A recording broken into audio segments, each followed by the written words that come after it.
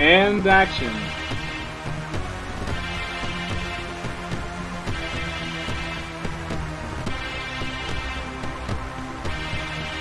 This is crazy.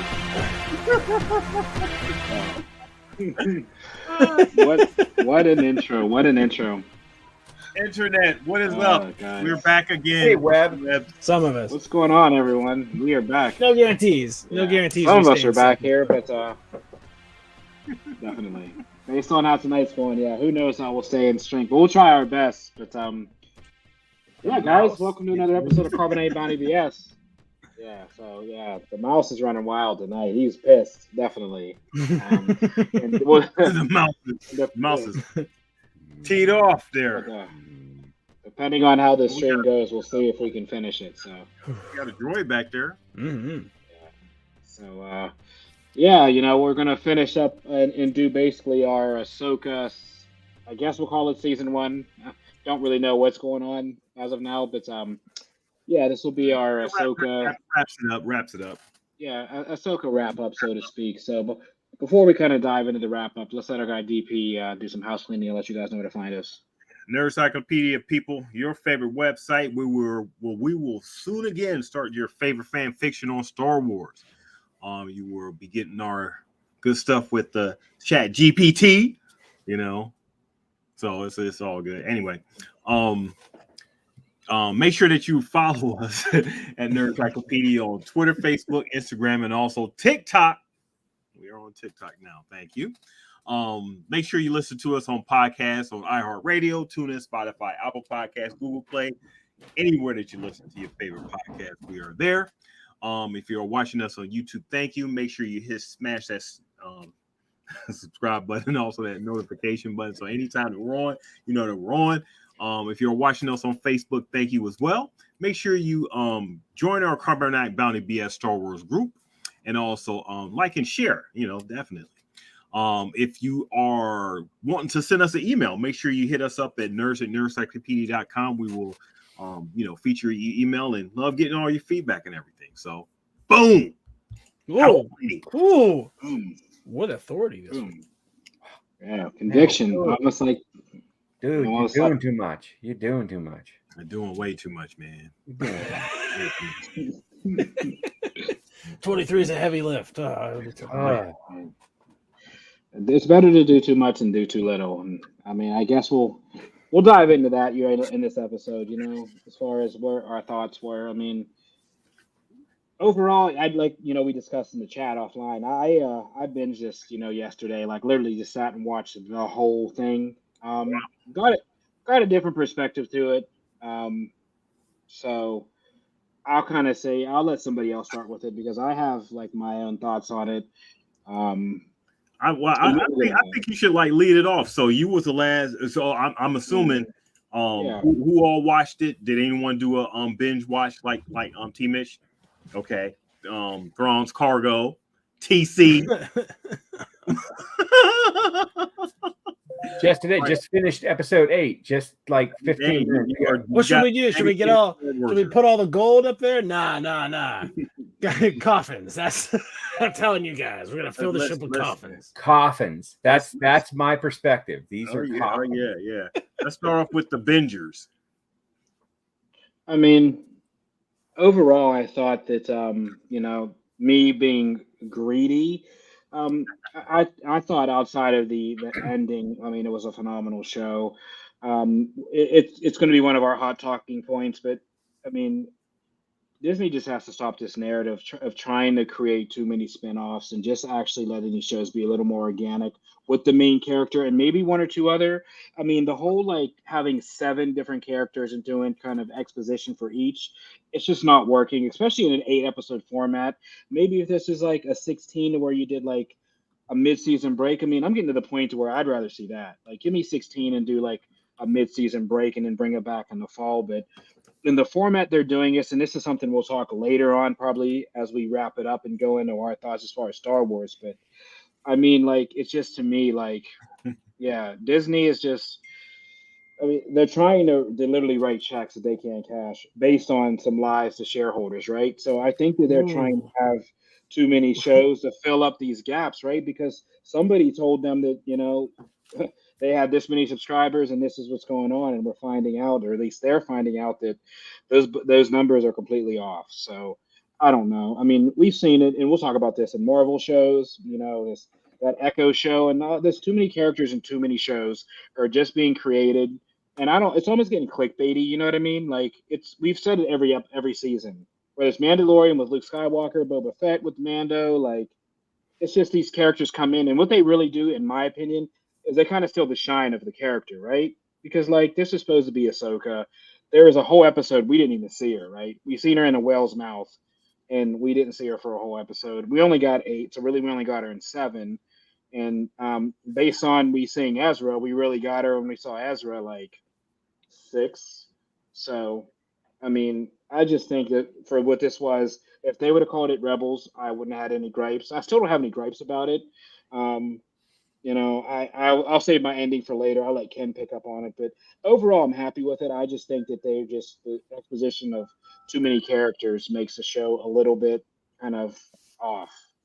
So where's the part where it was phenomenal?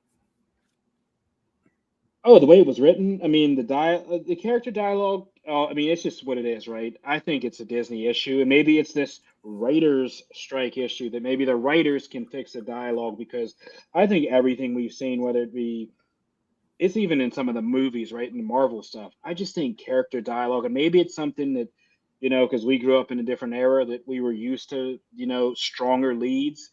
The characters are cool, but I just don't they don't grab me. You know what I mean? Like, I think phenomenal. It doesn't sound phenomenal. No, you said it was phenomenal in the beginning. Yeah, I want to get. Phenomenal. Where's phenomenal? Phenomena.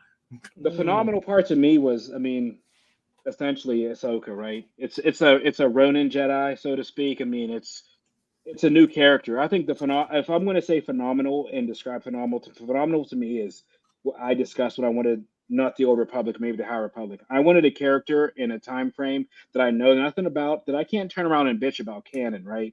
Because this was a period to where it was in canon, but we didn't know anything. So this is Filoni filling in. So if I'm talking about phenomenal, I think it's phenomenal how they slotted in a character that was created 18 years ago and made it work and made it make sense. That I'm not saying like Ray or this or that. Like, the story makes sense. The backstory was there. They led up to this character at this point, and I just think it was written well. Everybody's going to gripe, right, about little things, but I just thought this was a phenomenal show. And there were little misses. Everything has misses, though, right? So, not our stage to judge, though. But here's what I'm going to say. My initial review of the finale, I didn't like all the staring off into the distance stuff. But after a second, actually, this is a third watch. I watched the whole thing 2 times over the past 2 days. I liked it. I thought it made sense. And I liked how they brought it to a closure where Ezra came back, and it had a real, the third time I watched it, it had a real like Empire Strikes Back vibe, because it was a loss. It was a down. It was a downer.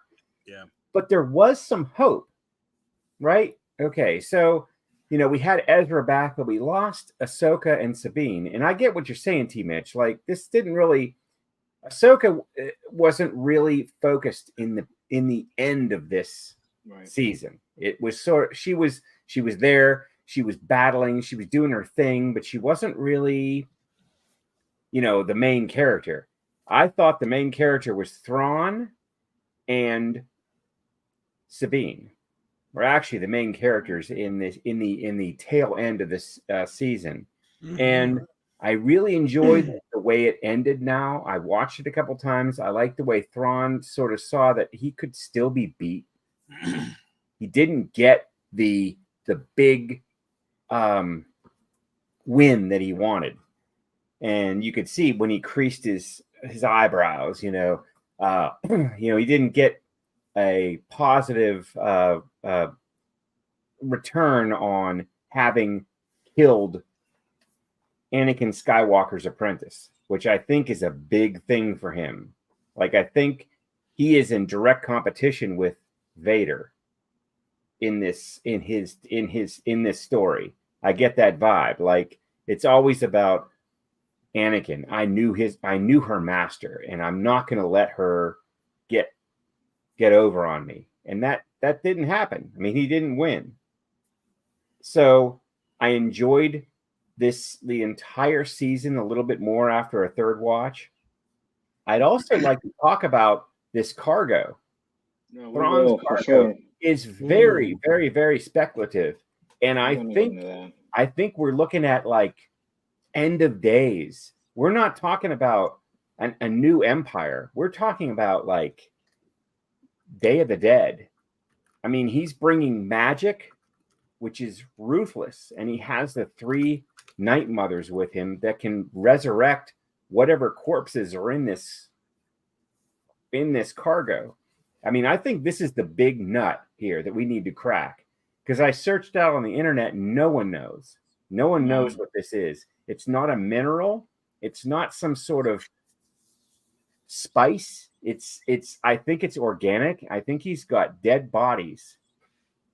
I think he has hundreds of thousands of dead bodies from somewhere as cargo, and he's going to resurrect them as zombies and create.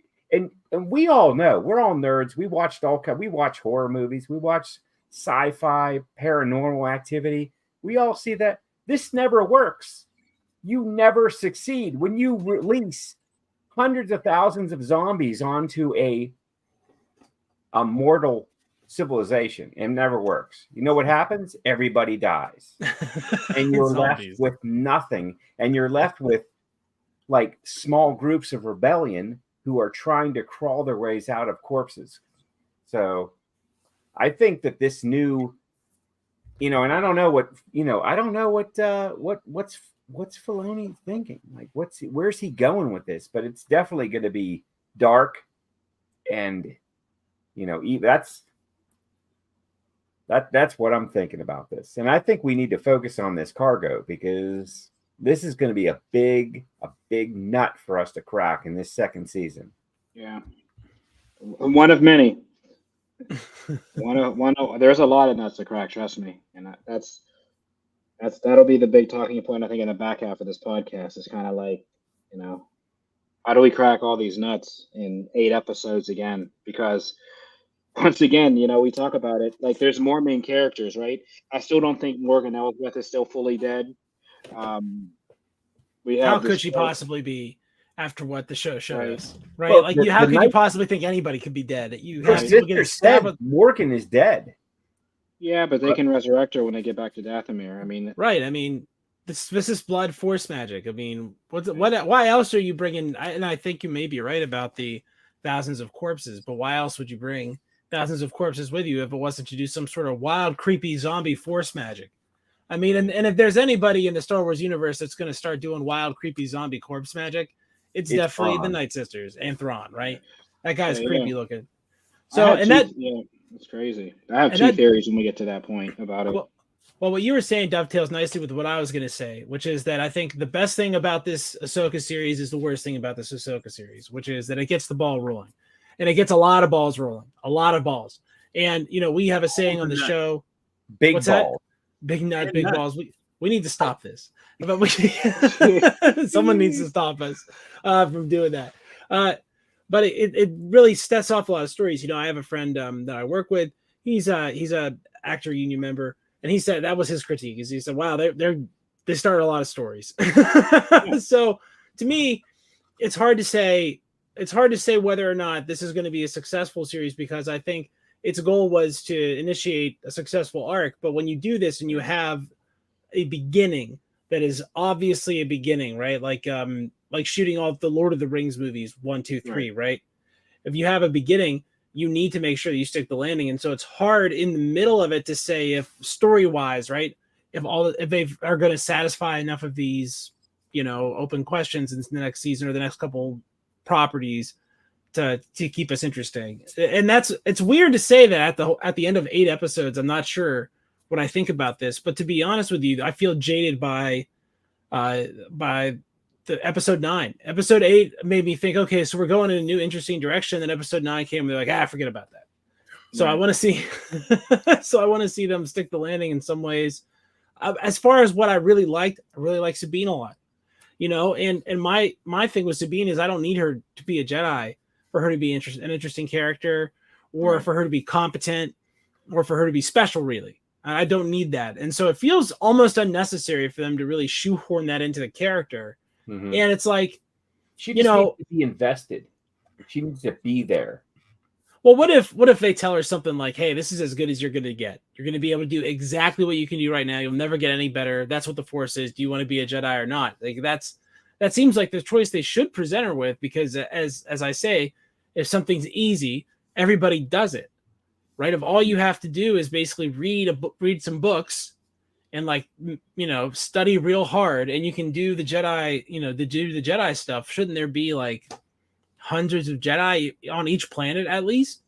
You know what's crazy about that thing you just said though, about kind of weaving these main characters? Because you're right about what you said, but like when I really think about this whole what he's doing, it makes it even more difficult, because like if we really tie this together and we talk about how many main characters, why does she have a lightsaber when ultimately when she meets up with them, she's the rightful owner of the darksaber? Because remember, she gave it away, and technically you cannot give it away. So what's going to happen when she meets Dan in Bo-Katan? Because by decree, which has no idea what happened, the lightsaber belongs to the darksaber belongs to her. Is she going to take it back? Like, you know what I mean? I think it's what they're trying to do is creating a slippery slope based on what we just saw, right? We just talked about what happened, and now they're tying in the Siege of Mandalore again, and I just think this is being drawn out like a video game, and the problem to me is with like we see with these Jedi Fallen Orders, Jedi Survivors, like I just think this is, and even those games, right? That time you put in the hours, I don't think they have enough time for them trying to pull this movie off and to get everything we want. You're forgetting another main character, right? We have Balin. He's like a giant character now. Right? That's right. And to understand that he is onto something, right? I mean, that last shot indicates he is correct about something about these Mortis, the gods of Mortis, right? Being connected to this planet in the same way that these Force whales, these Purgles, are connected to the planet, the same way the Night Witches are connected to the planet. Showing us that ruined daughter statue, which all of that comes together great with what we've seen in the cartoons. I think that in the way, one thing that this series obviously meant to do was successfully bring Rebels characters into live action. And if there was anything that it really hit out of the park, I think it is the casting. Like I said, my critique of Sabine is that the Mandalorian part of her seems to be more interesting than the Jedi part of her. That's not a knock on what they presented or anything along the performances. So that was excellent. I thought that was great. I thought the guy that played Ezra was Iman Esfandi. Excellent. Great casting. It really nailed the Ezra mannerisms, the Ezra like sarcasm. Ezra's a real iconic guy. I thought that was really excellent. I thought Chopper, whoever they had playing Chopper, bringing Chopper to the real world was really great. And, so that's one way it had out of the park. And I know one of the critiques is kind of like, hey, is this Rebels season, like season 5? Is that what this is? Right. And if it is, great. Because it looks good and you can bring Zeb into it and it all makes sense.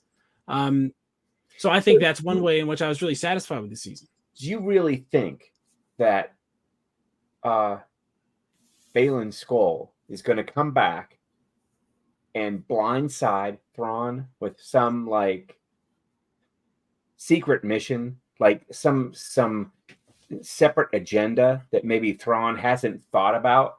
I don't know. I don't know that they're really building enough there for him to really. They did make a dent in what Thrawn is coming up with. I don't see it. It depends on how they handle that, right? I think there's ways that they could make that very, very interesting. I think you're right about this dark cargo being the real fulcrum. That should be the real threat. Yes. Yeah. That's the thing. That's where I think it's going to turn. But how do you have something that's that dark force, right? And not have Luke Skywalker get involved with trying to eradicate that. And if that's the case, then how do you call the next season of this show Ahsoka instead of the young Luke Skywalker tales, like the Skywalker Chronicles, like or something cool like that would be cooler than anything I would come up with on the fly, right? Like, so why wouldn't you want to see that? How do you combat millions of zombie soldiers? You can't. Well, maybe this is where the Republic falls in the First Order or whatever we call it, right? This is the beginning. Because keep in mind, something happens at this war that causes a galactic instability. Something also happens, as we know, that drives Luke Skywalker into exile. Right. Well, no, so we know it drives Luke into exile, which is what happens with Ben. Well, Ben, right? But Ben is like 15 or 16 years old, so there's like this crisis is going to set up that status quo that Ben destroys, right? So part of that is Luke setting up the Jedi Academy. And look, I mean, there's a lot of Jedi in this show. Yeah. There's like 5 lightsabers on screen at once at some points in this show. So there's a lot of these are the Jedi, and Luke is going to get involved with defeating Thrawn. So I mean, we run back into the problem that I think episode 8 main character syndrome, and I think episode 8's painted us in a corner, which is Luke said all the Jedi get killed again. So. Is that what happens to all these guys? Oh, I thought about that too. So, but also, if we're talking about Luke gets driven by Ben, who corrupts Ben? No, we know who corrupts Ben. Rey. We're really going to introduce Palpatine, right? So then we're going to know that he's not dead. So they're going to have to find a way to be creative. I'm just letting you know that's what we're going to have to do it. You're going to have. And they're going to have to have I don't know. Like a mistake, like a Mark 1 mistake, like that prototype didn't make it. We're gonna have to fire it in the oven again or something. You know what I mean? That's Snoke. I mean, they can pay it off now because they're already stuck in the unknown regions, right? So they can try to say some kind of there's another ship out there or another planet. There's a slick way, but I just think it's a slippery slope with a lot going on. But go ahead, DP. I know we didn't get your opinion yet. You guys are talking about all plot, but I mean, are we going to get anything close to I always keep repeating everything can be Andor, but making us feel something like Andor did, I think this show tried to do it, especially with the 4th, 5th, and 6th episodes, was it? With Anakin and her going into the what we think is the world between worlds. But never. Overall, as far as the season, just thinking back on it and everything, I was really in the bag for Ahsoka. I'm still in the bag for Ahsoka, and I think the only thing that's holding Ahsoka back is is Mickey Mouse. We need more episodes. We need more than 8 episodes to tell this big gigantic story. So to be hamstrung into a tight 8 episode thing when Filoni is very ambitious, what we sort of alluded to in the beginning, doing a little bit too much, putting all these balls in the air, and then Hitch talking about not having a satisfactory ending, to the theme of the season is sort of hampering the show, which I don't think is the total fault of the showrunner. I just think it's the fault of the big machine that. Remember those days where there used to be a 22 episode season of a show, it ran for a long time. It ran for a long. Now those days seem like they're like ancient history and stuff. Only on streaming platforms. You're still on network stuff. You still got your long stuff, but you got your 22 episodes. Yeah, that's like NCIS. That's who gets that, and that's it. Yeah. But my point is. You're with a Game of Thrones, with a HBO show or whatever. You're still having more 10 to 12 episodes, full of story, full of fleshing out of plot. I don't think you need to do 22 episodes to flesh out a simple story and stuff. Now, if you can maintain the balls in the air like that, that's fine. But with this, what we get here with Ahsoka needed more episodes. I think that's all it just needed. I think it was a great series. We got a lot of standing around not talking, I should say, looking into distances, saying cliched dialogue and everything. I will push for Filoni because I know he's a better writer. We've seen him, write, Clone Wars and Rebels and stuff, right? Have the characters write, have the characters speak better dialogue. So it was sort of like I was sort of taken aback with some of the stuff I was seeing with the dialogue with this show. I would have thought that he would have been a little bit more better. So the plot more better. He should have been a little better.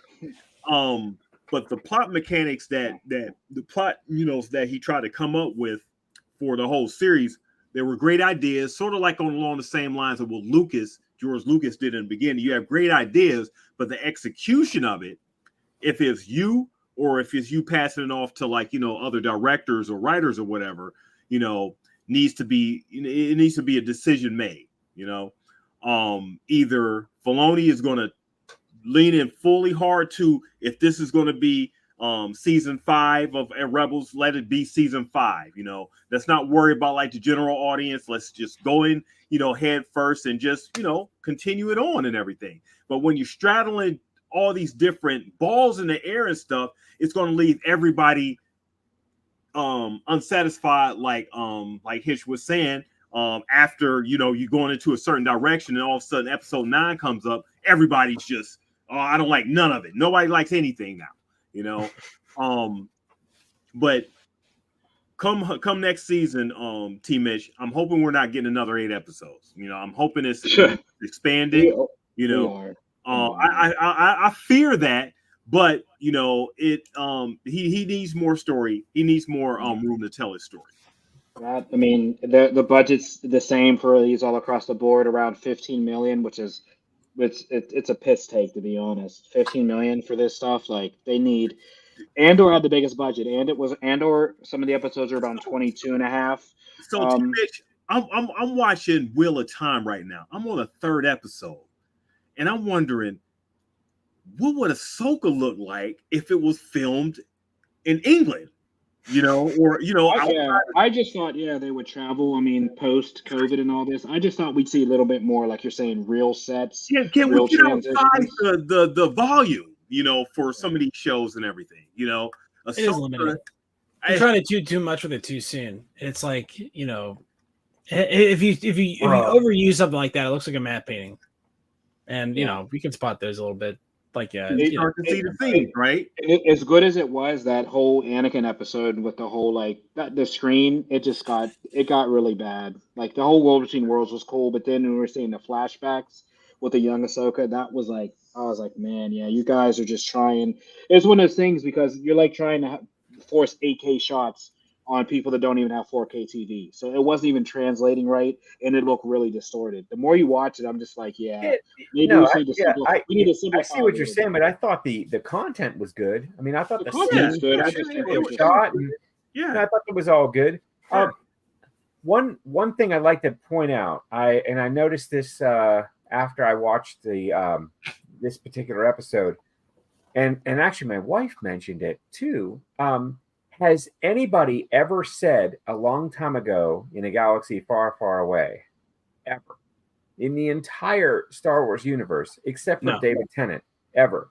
And I thought that was a great moment between it in the story, because now I want to hear what that is. And Yang story? Yeah. And is that what we're going to get? No, that's going to be in a Ray Carson book that you're going to have to buy, because that's what the mouse does, bro. We're not getting that on TV. Because that moment where he said it, that connected and made everything complete for me. I enjoyed everything after that moment, and I thought that was a pivotal moment too, because now we have it. It's all part of the old Star Wars that some of us grew up with. What are we gonna? Are we gonna have to wait to a comic book or a series or whatever book to find out what happened between Ezra and Thrawn? In between the times. During the travel time. We'll do that on episode 6 of season 2. So that'll be Ezra's episode, where we get to go in. Because think about it, they're stuck. We're not going to sit there and watch them twiddle their thumbs on a planet, right? Because look, nobody can. Are you sure? I think that we maybe need to spend more time with the snail people. I don't think that we need to rush away to what's going on in our galaxy or the Star Wars You galaxy. mean the Rockbacks? The Rockbacks? Yeah, I don't. People, I think they're going to take help offense to that, Ahsoka and Sabine. They're going to come up with some sort of technology that's going to give them a map or guidance to fix Fulcrum and get it going in the right direction to come back to our galaxy. They can't even. But the problem is the travel. You can't travel fast enough to get there. They're going to do it. The Rockbacks are going to do it. I know how they're going to come back. I already figured this out. Like, I've watched this. I'm going to give you my snippet of what's going to happen in season 2, and I don't think it's going to be able to be paid off, right? Because there's not enough time. If we watch the ending where Balin was staring across into that tower that I said with the beam in the air, that's from Filoni's first show, Clone Wars. Remember the Mortis episode, season 3? Anakin looked into that. So we're going to have Balin Scroll So go was Ahsoka see looking at the same son thing? and the father, and he's going to go to the. Was She's Ahsoka not there looking yet, at the but she'll same? see that. Okay. She saw a light, and the light she saw was Anakin. So the weird part, and this pissed me off, that Sabine Sabine sensed Anakin's presence, but Ahsoka's seen Anakin. That's why she smiled. So Ahsoka can see him, Sabine can't. But the fact that they let her sense his presence was super weird. That kind of pissed me off because I'm like, you shouldn't be able to do that. Like you shouldn't be able to communicate, let alone with her with no force abilities. But they let that happen. I let that slide, but. Yeah, I think we're going to get it. I think we're going to get a Clone Wars callback with the Mortis stuff. That's going to take up a whole episode because we're going to explain. Because Balin's probably going to do the trials. Remember, Anakin did, and he found out what he became. So the whole Mortis thing is going to be another arc. Maybe that we see that Anakin is the great Mortis god, like the father wanted him to be, or something. Because Hayden Christensen's not done, which is another wrench in this series, right? Because that's another main character that we're not done. So I think there's a lot, and like I said, I think the Mortis stuff is really where they're shooting this. That leads probably the world between worlds because there's no other way other than a Purgle that they can get back to the main universe. Like there's no ship literally in the fleet that they can create unless they steal the ring, right? Unless somehow Ezra steals Thrawn's ring and goes back. There's no other way for them to get back. Here's a question. If we talking about Sabine and her push the shark moment, if Luke Skywalker goes from being with his family, in hour 1 of Star Wars and everything, then 2 hours later he's slicing and dicing it with Darth Vader, pushing stuff. Can we really be that mad with Sabine and her? That's a good point because she eased into it. Like she grabbed her handle, she grabbed her saber handle, she got a feeling for what it was like, and then she was able to push Ezra up onto Thrawn's ship. There's no way. This and Luke had the same struggle. Not knowing anything about the Force or anything about anything that goes on to being like the one. Luke was the same way. So where do you draw the line here? Didn't do anything until Empire. Because look, there's a point in the chat. Like, there's a point where, like, why isn't everybody a Jedi? And why can't anybody be a Jedi? And then if you keep doing it, it cheapens it. And it makes it so that you're saying that the only way that you can really impact the story. Sorry, I got these dog poop bags everywhere. The only way that you can impact the story is to be a Jedi or to use the Force. And I don't like that. I really don't like that. I like the idea that Han Solo really doesn't use the Force. I really like the idea that Wedge Antilles, for instance, is like the ultimate zero Force ability example of how good like a human being can be as a pilot. I like that exists, and I like that it exists alongside the Jedi. Now, to answer your question about Luke Skywalker, it's inferred because we did get the only confirmed midichlorian count the entire saga, which is Anakin's, and only that it's friggin' high. So off the charts, super high. We can assume that some of that bacterial action is until the prequels, right? What's that? We didn't get the midichlorian count until the prequels, right? That's correct, and it's really only kind of mentioned one time. Like that feels like a throwaway thing that maybe we're all glomming onto a little bit much. But the idea of Force potential is really what it comes down to, and you should either there should be an explanation for why the ability to manipulate things with the Force through telekinesis is not a very, very, very wide ability. Why is that not ubiquitous? Why can't everybody do that? Because when you think about it, That sort of thing, like being able to grab these sunglasses when they're 3 feet away from me further, right? There's not a sentient being in the Star Wars galaxy that's going to say no to that deal, right? Even if this existed on Earth, right, and there was a religion that literally could make you be able to do telekinesis, right, and it was the Church of, the Church of Scott, like my church, right, the Church of Steel City Hitch, and to be in this church, you had to eat pizza every Monday night. You had to get a 2-for-1 pizza for somewhere every single Monday night, and if you read my book and then thought about it real hard, you would gain the ability to manipulate objects with your mind.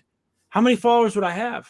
1 billion? No. 2 billion? I mean, if it would literally work, right? So in episode 5 of season 2, maybe even season 3, we get a solo bottle episode with Sabine.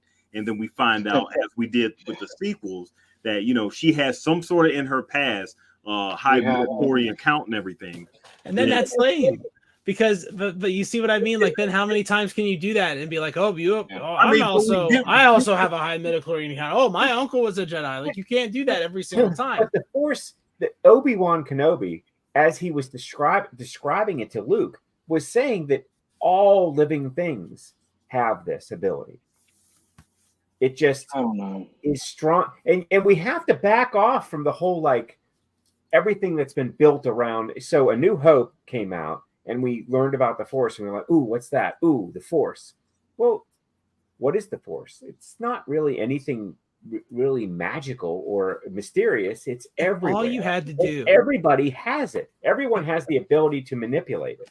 If all you had to do was do one of those outward bound trips, and then you would gain the ability to do telekinesis, there's not a chance in hell that everybody wouldn't do that. I mean, we're talking about a couple weeks here, and that's it. And I'm not saying that it isn't okay in this case, or I'm not saying that you can't explain it to me eventually, right? What I'm saying is it can't be something achievable for somebody with average ability, right? Without an innate gift, and everybody's not doing it, right? Those two things shouldn't exist at the same time. So everybody has the ability to manipulate it or use it. I mean, it doesn't. Maybe it's not for fighting, but maybe it's for thinking. Maybe it's for writing. Wouldn't you do it? I mean, I'm just saying again. Only the ability to move objects up to 10 pounds with your mind, and it's a 3 week. It's a 3 week. That's it. You're out. You can't do it because it's too heavy. A 3 week outward bound trip when you're right out of high school, and you have to study philosophy for like 3 years, and you gain the ability to do that. Or you can go through your whole life not being able to do that, right? How many people are going to pick doing the telekinesis, right? It would be a big deal. I feel like it would be a game changer, and I feel like eventually, we'd all have our telekinesis camp stories, like we all have band camp stories or whatever. You know what I mean? Yeah. So we've already established this now. So we have, let's just say this, right? We have 8 episodes, right, of season 2. Let's just say we'll go to 8. We still need to figure out. They're going to do 9. I think they'll do 9 because they're listening to us now. And they're like, "Oh, maybe we should." Just to throw us off track. So yeah, we'll do 9, right? So and then we're going to give you a 3 episode intro. So we're only going to have 6. So Anyways, right. The first 3 will drop at once. First 3 will drop at once. So 3 hours, yeah. But anyways, so we have to figure out this cargo situation. The literal lead up to Thrawn's whatever Heir to the Empire movie. We have to do that. And what did Huang tell? What was the story? What was the story that he told Ahsoka? We can talk about a story, right? So that's 3. We have to figure out where Balin's going. That's 4. What ends up happening to the snail people? The snail people. We have to worry about Shin and what the hell she's doing with these, like, her people. Then they give me a very much a Knights of Ren vibe. Do they give anybody else a Knights of Ren vibe? Yeah. That's what's like. See, there's a lot of balls rolling now, and it would make there's a lot of stuff that I find interesting. Curiosity. Now you got my attention. Again, I'm not mad about the fact that they've written so many checks because this is Star Wars, and Star Wars has a tendency to cash. The credit is pretty good with me, but look, it still is just like it's hard to stomach a season finale where everything moves forward to like season 2. There's not enough, Not even like Yeah, And I thought I so like what's that, Morgan. are you saying Hitch? You should have rounded out. It should have the theme should have. It should a season finale to me should not lead with a massive unresolved situation. Not so much a cliffhanger, but just a unresolved situations to where it leaves the viewer unsatisfied. Yeah, and it doesn't like the thing about cutting it here is that there's no narrative promise that any of this gets resolved. And I think like there's not like I think we're missing one step further and maybe one of these things that kind of gives you an idea of what the end game looks like or something.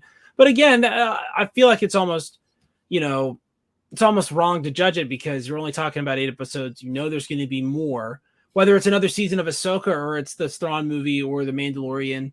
The thing about this storytelling method is that we know there's more to this story. That's the thing they're going to do next. We don't have to stress about is it an Ahsoka series or some other crap because it's going to be the next part of the story. Mm-hmm. So we can all just sort of chill about that. And I found a lot more understanding of that, I think, in the last week. And I think I was reacting negatively to feeling a little bit like, hey, you owe me. you gotta pay up a little bit here, or you got me hanging. My boss is asking me about this money. I say, hey, they're gonna pay. So to me, I guess maybe that's a little fatigue. But in retrospect, I'm finding myself more okay with them having a lot of open questions. Way many open questions. I think us having like a clear direction, like we don't know what's next. We at this point don't know what's next. We don't know about when is the Mandalorian season coming up? When is the next Ahsoka season coming up? When are we getting the Skeleton Crew, or if we're getting the Skeleton Crew? We don't know what the next chapter in the story of this ongoing narrative and stuff. So what's going to happen? We know there's going to be a Ahsoka season 2, but we also know that this Thrawn movie is supposed to come out, at some point. But I think a lot of balls a lot of checks that you say they're writing right now need to be spent, in order for us to even get to this big bank that is the Thrawn movie. We probably need a couple more seasons of Mandalorian and a second season of Ahsoka, and we need to figure out what this Skeleton Crew thing is, and plus we also need to find out what the politics are, because they're still dealing with the politics of what's going on with Leia, and like the whole council and all that stuff. But for those things to be resolved, you need Leia Organa. She's the Secretary of Defense. She has to be involved with this. They canceled her show. That was Rogue Squadron because she's the Secretary of Defense. If you had the Rogue Squadron, that was literally like she was direct command of Rogue Squadron, right? So I think that's the big miss. That would be weird if they did that, but she was just like the guy from Charlie's Angels, like, hey Angels. It's just, but it's Carrie Fisher. I think that.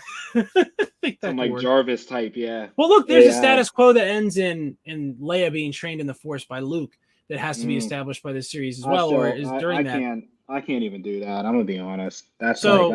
I get it. I'm not for that. I wasn't for that at all. I'm still not. Just a lot of they've been kiting a lot of paper around town, and the people that run the butcher shop and the haberdashery are starting to get a little bit nervous because we as a bank have extended a lot of credit. And this is coming from a group of people that did a very intense, very recent watch of all the prerequisites. Like we just finished our, Rebels Political Thought series, and now we're on to, the next chapter, and we're just right into it. So we're all very invested in finding out the answers to these questions, and we're very invested in finding out what happens next with Ezra. And my one thing about this season, I guess, is just that it's a steep learning curve for everybody. And it's almost like by design. It's almost like, all right, did you want to understand what the heck you just saw? Well, here's a bunch of episodes of a cartoon for you to watch, and you have a week. Get on it. As long as they explain in the season 2, episode 1 of Ahsoka, because I think that's going to come out first before all these other projects. I think this is the one that they're going to bank on because it's gotten the most talk. I mean, everyone's talking about this show. As long as that first episode shows me the next step how is Thrawn coming back into the universe, and how it affects everything else. I want to see this new republic. I want to see it just freak out. Like, it had no preparation for this. And I also want to see how they said how they're looking at it now, like, oh, we should have been looking at that. Why did we ignore why did our diplomat all ignore all of this when there were signs of it? I mean, because Syndulla had been giving them hints all along the way. They call it their own agenda. Go back into Mandalorian the last season. We already know that. They covered a lot of that material. Yeah, but we also know that some of these senators, and Hitches knows this with history, that some of these guys are corrupt. You think all the senators and they the all senators are. Yeah, that's the thing about an empire that you don't get in a republic. Empire, I believe. Is that the corruption in an empire is easy because you just got to get one guy on board. And look, he's the most evilest dude there is. So you can make him, you can convince him of a good deal. Like, that's the thing about Palpatine. He knows a good deal when he hears it, but he also knows a real bad deal. So you better not offer him one of those, or else it sends his kid Darth Vader out to like. I just, I get nervous about this whole setup and what they're doing, because this is laying out to me, like I talked about, just like a video game, and the ending to me is very Avengers Endgame. Speaking of a video game, I mean, because this is just like Endgame, right? It's literally, think about it. So there's going to be Thrawn's forces, and he's dead bodies. So he's going to have this giant army, right? So we just rebuilt Mandalore, so Mandalorians are going to go after Thrawn. We're rebuilding Dathomir. He's going to drop the Night Sisters off. They revitalize their creed, bring back Night Sisters. So then there's Dathomir versus him, because they're not working together. This is just like a one of those, how do you call that? Like an arrangement, right? It's not really a relationship. It's an arrangement. It's a marriage of convenience. Right, yeah. He's going to drop them off. They can bring back the Night Sisters. So we'll have Dathomir, and then they'll be involved in this war. So there's all these different planets, that it's going to be like an endgame thing. A ton of Mandalorians, a ton of, Night Sister magic. We're going to have this crew. I just think that, I don't know how that's going to shake, but I think that's the way they're setting this up, with them rebuilding Mandalore and Dathomir, and those races kind of coming back. This is going to get really endgamey, and I don't know how I feel. Plus, we still got, like you said, Luke Skywalker. You're saying it as if Endgame was bad. Let's not do that on this podcast. Let's not do that. My thing is, I'm going to give you credit, though. It's better than I said before. I'll admit that, but let's not do that. I can see it now. Luke Skywalker's X-Wing flies in and lands, and then the thing opens up, and C-3PO comes out and goes, "I have a message from Luke Skywalker." And we all go, "This is just as good as seeing Luke Skywalker would be." Thank goodness. No, if R2 rolled out, that would be just as good. Well, R2 at least can do Zoom. Like, R2 could be capable of this level of communication, which we know. He could do a Zoom meeting, right? But what's great? I was thinking about, with Filoni kind of always digging in the Lucas bag. Do you really think, with the Luke character, do you really think he has the balls to give us Mara Jade? Do you really think so? It's like his love. I think that timeline has sailed. I think that. I don't know, because we had the whole Obi-Wan had love, right? She died. I think Luke could have love, but we've already seen, like, why wouldn't he retreat back into that sort of thing if he was interested in that after what happens with Ben? And you know what I mean? Or a whole Luke movie, or a Luke series. Like, Luke with a kid doesn't, like, he wouldn't choose. I mean, this is just me as a parent, right? He wouldn't choose the route of disconnection if he had a kid. And that's the whole reason the Jedi wouldn't let you have a kid. The character of Mara Jade, because, like, to me, they've kind of wrote her out, and Shin to me feels like a new version of Mara Jade. Like, that to me, she was like that kind of like dark. Because think about it, she was kind of like Shin's like Ahsoka. She's like a Ronin kind of like wandering force wielder. I mean, she's not a Jedi. I mean, what is she, right? We don't know what she is. She's not a whole lot of Jedi. She's in charge of those bandits. Yeah, those bandits together, are. Like, that planet it's got the snail people, it's got the bandits, and it's got more Jedi Rock than the entire other galaxy which has trillions and trillions and trillions and trillions and trillions of beings in it. That one planet has like 60 people live on it, and like 10 of them are Jedi. It's crazy. So maybe that's the answer. Is that on that planet it is ubiquitous to be a Force user. Oh God. What next? Oh no. Everybody's got a gun, right?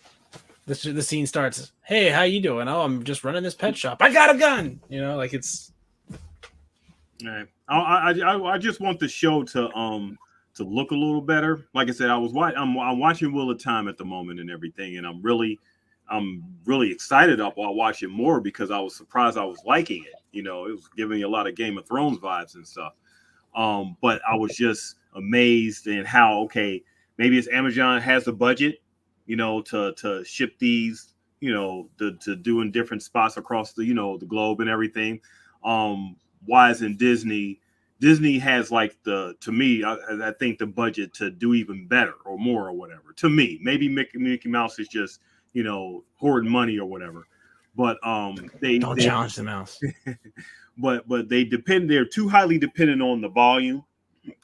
It looked good. It was great doing the Mandalorian first season and everything, amazing, you know, but they've grown too dependent on it to where we're seeing like the scenes, like I said, you know, we rehashed this before and everything, but I think we could stand to do a lot better with a lot of the ways that these shows look and give us a bit more feel of earthiness, you know, in their presentation. Yeah, for sure. For sure. Yeah, and just kind of wrapping up, you know, when you were talking about that show, I was just trying to do some research on my show. I like Silo, right? In the budget on that. And I think even that was 14 episodes. And I think that was around like almost 35, 40 million an episode. So it wasn't. It was 10 episodes. Was it 10? Yeah, 10 episodes. Don't get too generous with it. And so if we're doing that kind of budget, I mean, yeah, that's double the episode budget for Ahsoka, something like that. That's, I don't know. Maybe they can go to. They seem to be able to do Tatooine pretty cheap. So I don't know. Maybe that's the problem. Is that we didn't go to Tatooine on this. Yeah. For the first time. Tatooine, or where's the new one we were talking about? Where's Ray from? Jakku. Yeah, we can go to Jakku. Why does everyone want to go back to Jakku? Why? Yeah, nobody wants to go there. But, nobody wants to go there. Just kind of a bunch of junk traders. But just kind of finishing this up. Overall, I think we all liked what we saw, but I just think there's a lot more questions than answers, which is a good thing necessarily, and not a bad thing. But like, you know, leading into season 2, like I just feel like we need more, right? Mm-hmm. I mean, it's tough to really discuss the show and not be disappointed a little bit when you saw Andor was an hour long for every episode, was longer, right? Right. And then, you know, like, it's just like, why would you cut this short? What made Andor deserve that kind of, that you know what I mean? Like a show that you never even tried. Why did Andor get the budget and you got more earthy feel in that version of Star Wars than what you're getting with like the Mandalorian and you know, Ahsoka, Obi-Wan and everything? Why is Andor? They even put Andor on ABC and Hulu. So you're saying if you would have spent $7 million more each episode, that you couldn't get that same reaction? Guess what it took, right? $7 million. And we're talking for you to put it on 2 other platforms. Did what's his name? Is it Diego Luna? Is that the actor? Yeah. They could damn near win an Oscar over that show, right? So I think Rosario Dawson and the team, I mean, I don't know, she didn't have enough dialogue necessarily to maybe be up for that, but still, why not spend an extra 7.5 and see where that lands us, and then go from there? They maybe wanted to make sure it would stick. Like, would people watch it? Would it be a thing? And so now, hey, does anybody care about, like, did anybody care about what was his name of Andor? Wait, his name is Andor, duh. Did anybody care about that character? You know, I did. before Rogue One. I mean, before Andor. No, not before Rogue One. I didn't know who the hell the guy was. In between Rogue One and Andor, everyone was like, "Why are we making this series called Andor?" You know, like what is up with that? You know. Oh, I never asked that question. I knew what they were talking about. Trailer and said, okay, well, this might be something to it, and then we get the series like, you know, it's this thing. Well, before then, you know, why are we doing a series? You know, on ancillary character. Ahsoka? No, Andor. Oh, whole series. Well, Andor's story felt like it completed. Like the arc was, okay, now he's fighting for the Republic, right? But this kind of felt like one of those Dragon Ball Z fights where inevitably there's a part where somebody's going like, yeah, and the other guy's just dodging, but you can't even see them dodge. It felt like we saw that, and it's like. But you know what? With Andor, they said it from the beginning. We're only going to get 2 seasons, 24 episodes, even before the season. And then that's it. 24 episodes. That's crazy. 24 episodes, and we're bitching about 8. How crazy is that? 6, because the first 2 was 1. Yeah, 6. Yeah, 6, I just like what was going on. What was going on with budgets in 2022 that even Disney couldn't afford to put a 15-episode TV show out? Like that's wild to me that they were like, you know what, we're gonna have to pinch these pennies right here on our flagship product for the. They had one to main put series money we into had. that water feature in the Moan. Oh, Moana. Yeah. Yeah. All those park prices are going up. Haha. Yeah. Oh, yeah. Annual pass is $50 $50 more a person. Mickey got to get his money. Yeah. Somehow. Because the whole thing with Disney is no matter what they do, streaming or anything else, the focus has to be the parks. That's where they need to put all their money is those parks, because that's what generates the revenue. So if they're going to make money, they have to focus on the parks. Bottom line, and that's worldwide, not just in our little galaxy, not just in our little Star Wars world that we're in. Disney is worldwide, so they have to focus. They have to put the money in the parks. That's where they're going to get their biggest bang for the buck. Yeah. And if you ask me, they're doing a fine job with Star Wars. I mean, at first I was concerned, but now, you know, I see there's a love there. They definitely have a love there. AKA Star Wars instead of Ken out of Ken with Ken. And I'm going to be there in November, and if I can just see Ahsoka walking around in Galaxy's Edge, I'm good. And the Rebel crew. Right. I'm good. Ezra Bridger, yeah, all of them, right? Anything. All your favorites. Oh yeah. Just give me simple stuff, and I'm good. I mean, it's a great story. It's good stuff. I mean, we're just tearing it apart here, but Ken, don't make no mistake. Like T. Mitch said, we did like it. I liked it. Yeah, it was fun. I liked all the characters. I thought it was good. It was just like, you know, you ever go to a party and like there's just not as much food as you thought there was going to be, and you're like, shit, you're going to have to stop. Yeah, at, and like, the music on the way was home. It's what it is. all 90s, and you were like, man, I wanted to hear some like 80s, like I wanted to hear some 80s rap, and you didn't hear it. You know, like, oh shit. You just want more. That's it. You just want more. But no, guys, a definitely interesting episode, and you know, great to wrap it up for sure. And as we discussed, you know, we're going to dive right back into finishing up our fan fiction. So be on the lookout for that with us, guys. And until next week, this is the way. This is the way.